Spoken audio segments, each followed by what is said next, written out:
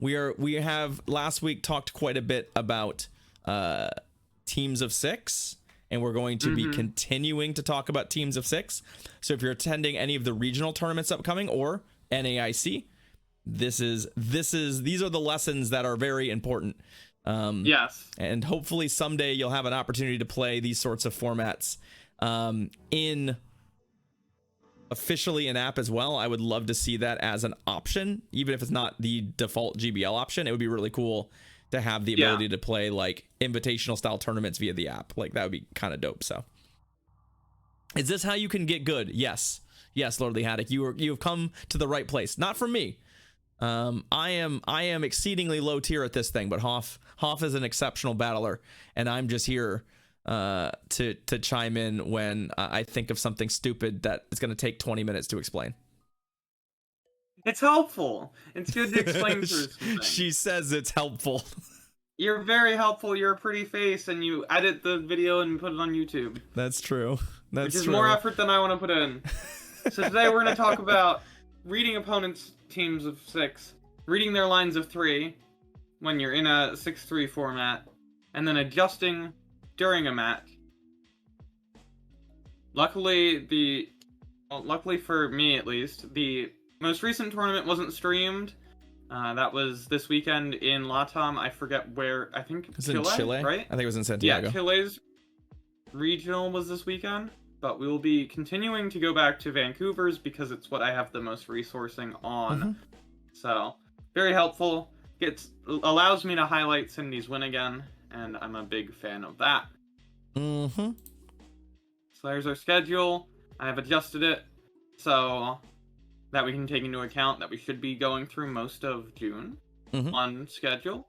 So after this week, we'll be getting into mid-battle improvements, which notably this is a mid-set improvement kind of week with the adjusting during a match, like reading opponents' teams. I consider these parts of team building because you are looking at your opponent's team, and deconstructing a team is still part of building a team in the inverse sense.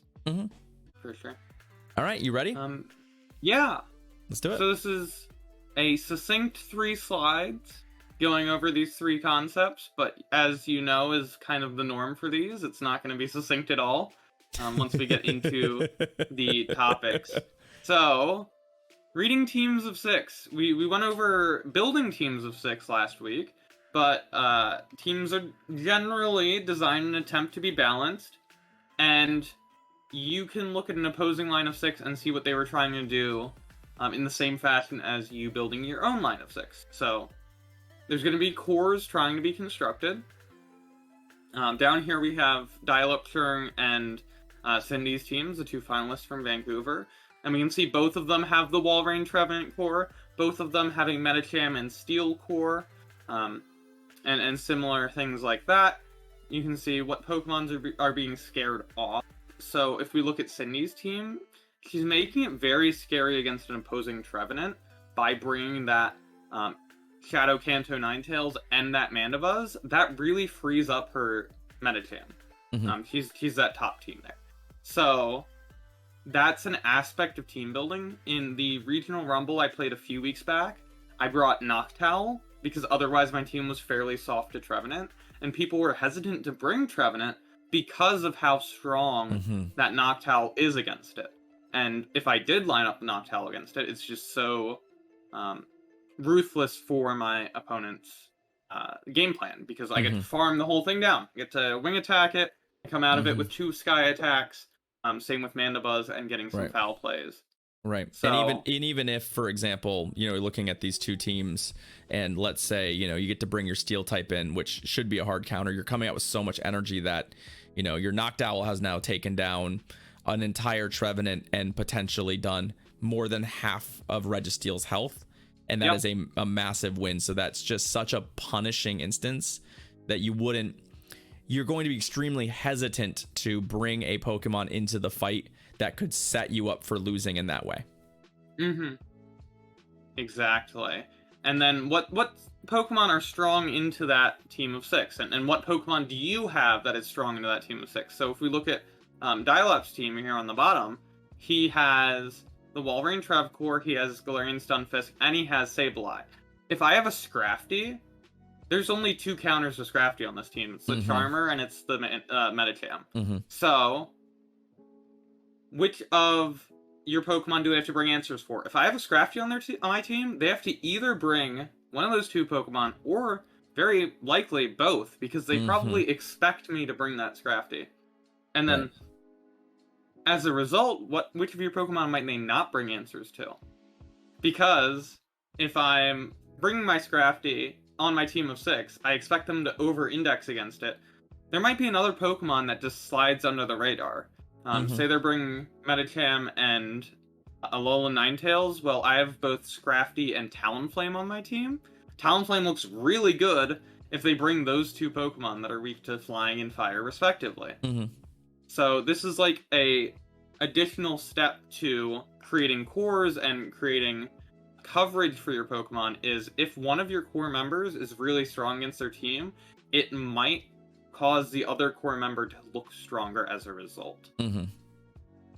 And then creating a plan going into your matchup is an aspect of reading their team, and is something that I think, like, newer players and less experienced players and players that don't put in the hours on learning, like, matchups don't tend to do. Like, they tend to, they'll just look and say, oh, well, my Scrafty's really good against them, my Talonflame covers my Scrafty, and I'm gonna put a 3rd in.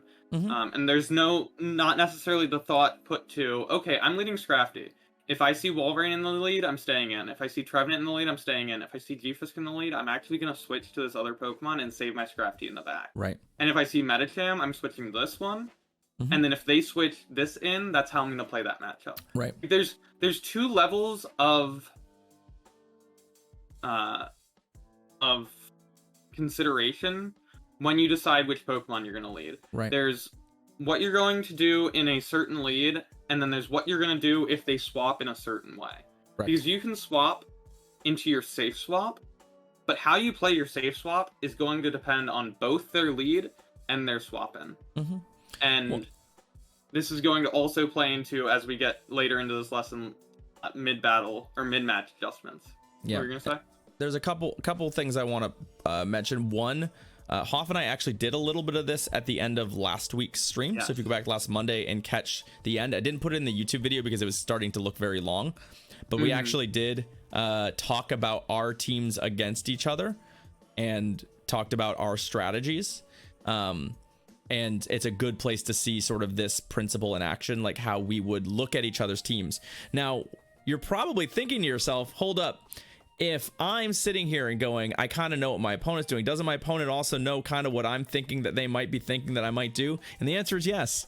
That's part of the fun of this, is that you can, as you level up in these skills, start to know what your opponent's going to do and also know that your opponent knows what you're going to do and make adjustments accordingly.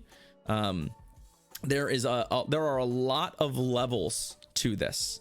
And the more skilled you and your opponent are, the more there is some mind games at play here, right?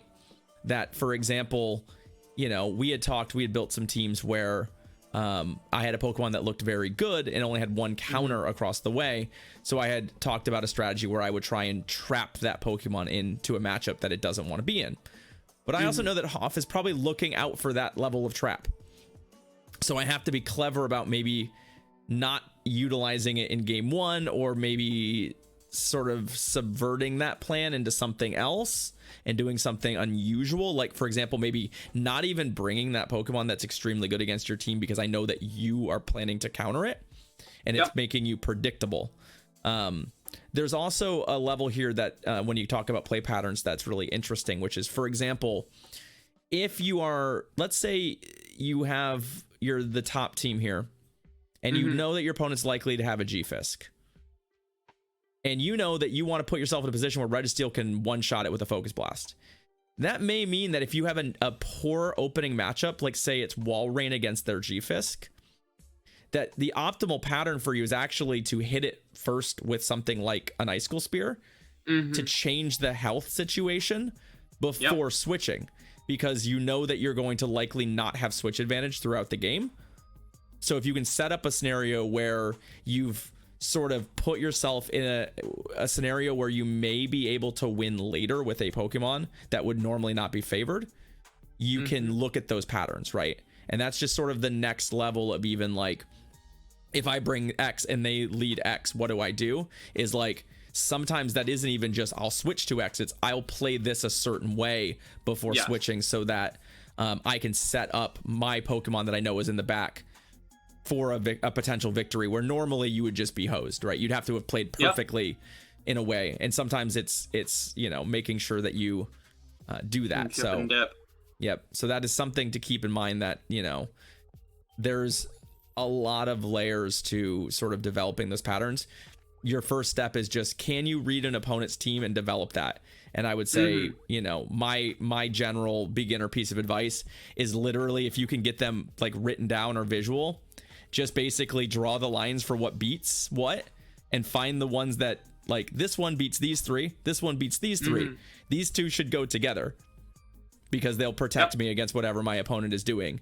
And then, like, I always say that the beginner plan for game one is make the core with the lines, and then whichever Pokemon beats the most of theirs, you lead. That, generally speaking, at like base level play, you'll win a lot of games that way. And you know, you may have to adjust. It won't work against more experienced players, but at least you will have brought a competent team of 3 against your opponent with a strategy. Yeah, and this is also, like, we saw, like, Chaz in the Vancouver Regionals with a notebook, like, filling out details before each match and then during each battle, or after each battle. And we'll get into that in a bit, but a lot of that is, like, actually writing down what this plan is and what you know about these matchups can be huge in getting yourself ready to go and ready to do this. Rather than just saying, oh, I'm going to play it by feel. Oh, I'm going to, you know, just lead this. It seems like a good lead. It seems like a good team. And then, oh, well, suddenly I led my Walrein into Registeel. What do I want to do here? Right. Is that a scenario where you're looking potentially to, like, shield and throw an Earthquake and get a shield from them, or potentially eliminate their Registeel? There are instances where, you know, you go down in the lead. Yeah, and that's okay, right? There are certainly going to be scenarios where you want to do that, and the best way to develop those in many cases is to play a lot of games, pay attention to what you're doing in those games and what's working and what's not. This is why, if you talk to Chaz, you would notice he threw a lot of returns at Walreins first with Sableye, which is not what most of us would expect. It's not what I would do intuitively. But after, you know, weeks and weeks of testing that matchup, he believed that that was the best play pattern for him. Yeah, because of the amount of damage it does is considerable. And I think the fact that most players don't shield the first move in that matchup if they're Walrein, it's a tendency thing. It got shielded a number of times in fairly high profile scenarios. This time around, it may have bit him a little bit. Yeah. Because I think that knowledge maybe got out to other competitors a little bit, that if you see this matchup, he's likely to throw a return first. But it is something to know that, like, you may develop those patterns, and you may find that after practice, there's tendencies that you can sort of take advantage of. This is why GBL very quickly went from a bait first game to a throw your heavy move first kind of game somewhere around season 3 or 4 of GBL. Players used to play pretty heavily bait first, and no one was shielding, so people just started to throw their heaviest move into bulky mons right away. Yep. And it definitely made matchups way more interesting when it's like, I don't want to shield this, but, you know, if you Earthquake me first, I have to respect Rock Slide, which is really not where I want to be, right? We're talking Stunfisk, for example, so. Yeah. Yeah, it's really interesting. Ready to slide on? Yeah, let's go.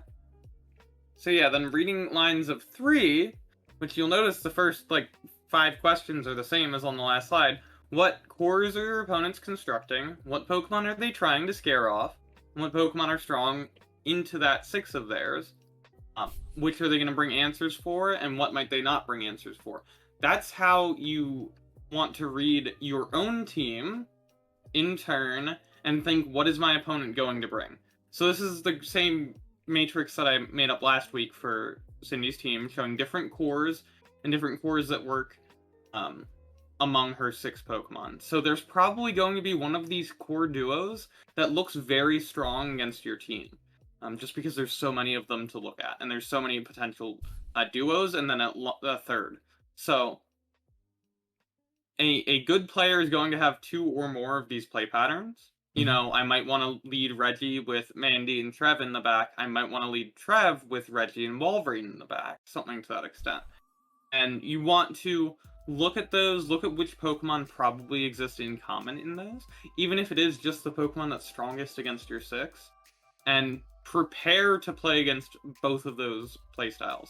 Sometimes that's impossible. Sometimes a game will come down to what the lead is and alignment from there. Kind of an unfortunate aspect of Pokemon Go is sometimes games are determined at lock-in, but for the most part, they're not.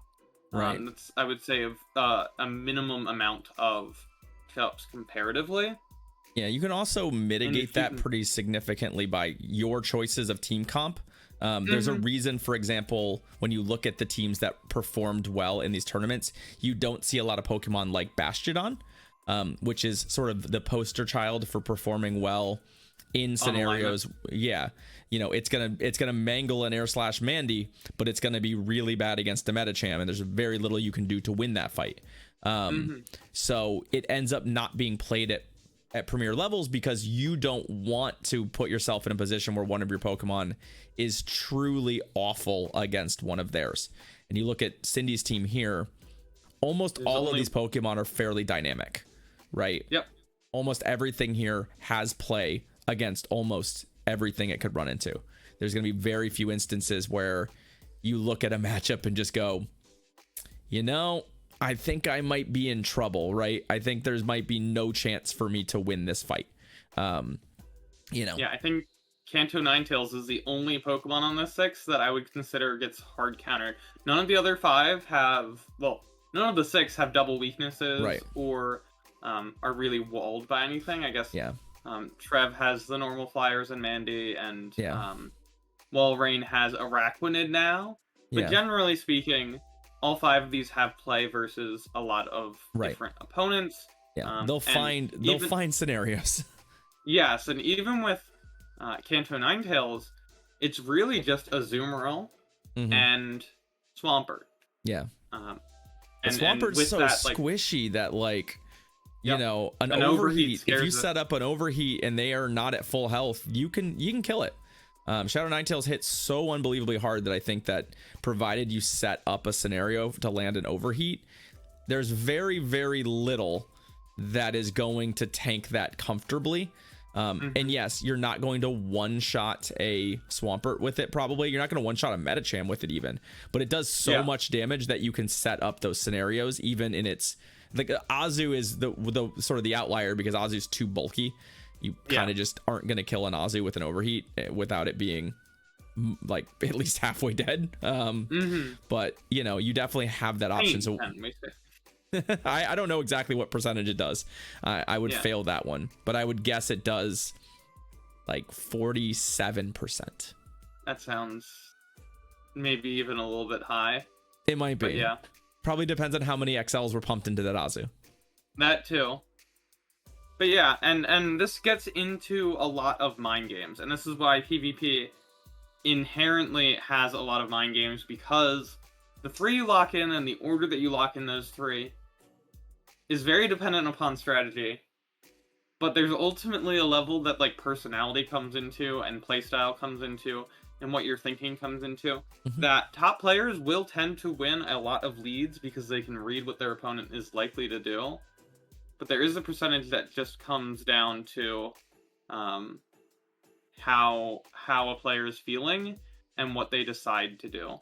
And this is going to become extremely apparent in the next slide.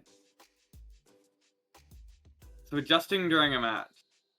This is the worst part of PvP, but it's a lot of questions that you have to consider. And the reason it's the worst part of PvP is just there are trainers who will run the same thing 3 times. Hi Ken. That's not me. That's not a me. That's a. That's multiple well, okay. people. It can be you at times. It's just depends on who I'm playing, right? It depends on who I'm playing. And then there's people like me who, in general, I try to bring at least one new Pokemon each game. Not even necessarily to adjust to an opponent, but a lot of times just to make sure my opponents can't immediately adjust to me. Because I'm terrified of the opponent calling my team, bringing a perfect counter to it, and just winning the rematch. Mm-hmm. But I say that, and now I'm definitely going to run the same team back at least one time during Columbus, so... Yeah, and I talked about my philosophy, which was always that, like, look, if my opponent can't beat this line the first time, I'm likely to run it back. Although what you do is you make sure that you go, okay, if I led Metacham and you're going to switch to Sableye, do I have a plan? Like, I wouldn't run it directly back if, for example, I could be totally rock paper scissored, right? If it was like, yeah, if I lose the lead here to the wrong thing, there's literally no chance to win. Which in that case, I generally make a small adjustment to the team to make sure that I have a game plan against my opponent just going hard at countering what I did game 1, right? Yep. Yeah, so there's a bunch of questions to be asked. I've listed them out here, kind of the general things to go over when you're done your game 1. You should have listed down what your opponents used. I found out during factions with the Stadium Elite team, sometimes, because we'll be in like a group call, they won't have to worry about that, and they'll be like, wait, what was their line of 3 in that game 1? And I'm like, you literally just played the game. But in most 6-3 formats, you want to think, like, what did they bring? What is that team targeting? Because there's going to be a Pokemon on your team that is very soft into that 3. Right. And then, what was their team weak to? So that's the 4th question there. What was their base threat to their line of 3, and do they pivot against it? Which is a really hard one, because it depends entirely on who won the match. Right. And how that player adjusts. Right. And additionally, what do they lead? I've had people who lead the same Pokemon all 3 games. I've had people who specifically go to lead a different Pokemon to account for you trying to counter their lead, which is why I never look to hard counter a lead. Right. But I might look for something that beats both their lead and what I think they might pivot to. Right. Or just go to a neutral matchup as well. Right. And then what would you do if you were in their position? Which is the, like, 5-head level of this, where you're like, first off, I'm going to look at what they might do. Then I'm going to look at what they think that I might do. And then I'm going to look at what I should do because of what they might do because of what I did. Yep. And generally what I would advise is actually don't make decisions directly on that. Take into consideration the lower levels of thinking that brings through. Because very often, you'll either outthink your opponent, or you'll get so concerned into what they're going to bring that you don't focus on your game plan. Right. Which is the thing that we talked about previously in this lesson. Right. You have to go into that match thinking, if they lead this, I do this. If they swap this, I do this. If I swap, and they swap this, then I do this. Yeah. And sometimes that's even taking advantage of common mistakes, like I swap, you swap, where you say, okay, I'm going to lead my Metacham, and if they have a little Ninetales, I'm going to swap into my Lickitung. Right. And I don't want to fight the little Ninetales with my Lickitung, because I have Galarian Stunfisk in the back. Right. But if I swap my Lickitung in, they're probably going to swap to something, and then I know how to play out of that. Right. So you can generally go in with that plan, and that's going to be better than thinking about, oh, what is the exact line of 3 they're going to bring? Yeah. Because more likely than you're not going to guess it. No. Because they know the same stuff you know, generally speaking. Exactly. Right. So I would, you sort of need to just, especially early on, you need to just focus on bringing the best possible team that you can bring with a plan.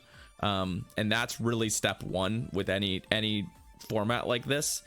and you should work on making sure that you are bringing the best line, because honestly, a lot of games can be won by knowing what your line does against their line and what it does in certain scenarios versus trying to next level your opponent. If your opponent's team is very hostile to, say, Alolan Ninetales, and you think to yourself, well, they won't expect me to bring Alolan Ninetales, so they're not going to be ready for it, you're probably still bringing the Alolan Ninetales into a super hostile team, and you're probably going to lose. And you've now next leveled yourself out of a game, right? Where it's probably safer, at least initially, to just play a good team against your opponent, set yourself up to win. And then if you have played 2 games and your opponent has showed you both times that they're not really interested in countering Alolan Ninetales because they don't believe you'll bring it, and you go, you know what, for game 3, I'm bringing it. Because I see an opening. I think you've written it off. You've just X'd it off my team like it doesn't exist. And if I can set it up to, like, you know, run over something on your team, then suddenly I'm in great shape, right? But I think a lot of times players will think themselves out of a playstyle. They'll be like, oh well, my opponent is thinking, like, nah, just bring the right team against your opponent with the right plan, and you're gonna be much happier. I love the mind games Sarwar mentioned, like bench pressure and that sort of stuff.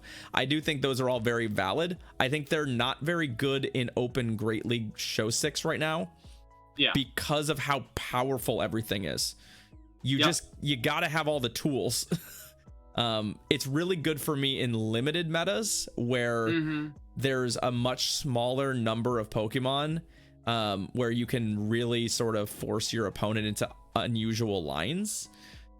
This was it's before your time, but there was I don't remember how much you remember about the Kingdom Cup meta. Oh, that was the one with Lucario, right? Yes, it was Lucario, Bastiodon, Altaria. That was the core. And it very quickly became that the actual meta was those 3, and then Blaziken, Steelix, and it might have been Skarmory. Okay, so you basically ran those 3, or it might have been Bronzong or something. Those 3, and then a similar 3, but like that won the mirrors. But then you just sort of like, you know, messed with people. But if you like left some of those off, you could like guarantee your opponent, for example, would bring fighters. And then if your team, like, you know, you made your team look weak to it, but you're actually planning to set up to run their team of fighters, right? Bronzong did not have Earthquake, no, but it has Bulldoze, and it was good enough to beat Bastiodon.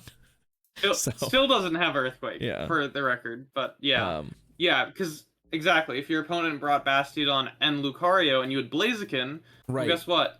Your fighter beats their fighter and still beats their Steel Tank. The classic ball core. Davey knows. Davey's an old timer. Good old ball.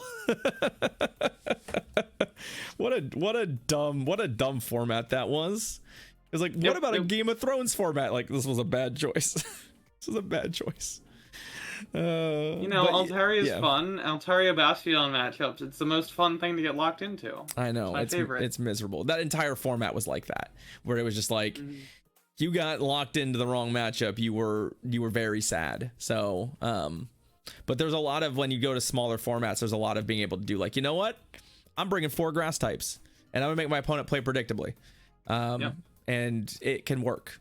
But in these formats like this, you bring 4 of something, it's like, cool, so Registeel just beats your whole team now. If you're not careful about what those 4 are, so you end up in these really awkward scenarios where, like, you just can't really protect some of these Pokemon well enough. And it's one of the reasons why, for example, I hear a lot of competitors like, well, your whole team is weak to fire. Like, well, no, these Pokemon all beat the fire types in the meta. It's not about a typing thing. Like, well, you're weak to ice. It's like, I'm not really worried about ice. I'm worried about Walrein, specifically Walrein. And I do think that, like, that is a big deal in open right now, is that you're not really targeting, like, oh, I need to make sure this covers fire and this covers grass. Like no, you need to cover Trevenant, not grass, Trevenant. That's probably the grass type you're going to see, right? Because if you're bringing a poison type to cover Trevenant, might not work out the way you think. Yeah, right. So it's one of those things where I think that that's a something that gets thrown around a lot. It's like, well, your team looks awfully weak to fighting. It's like, well, it's not weak to Metacham though, because that secondary typing means that these Pokemon are pretty good against it. Exactly. But that's really it for this lesson, is looking at, you know, your opponent's teams, looking for what they might bring, and looking for your adjustments during the match.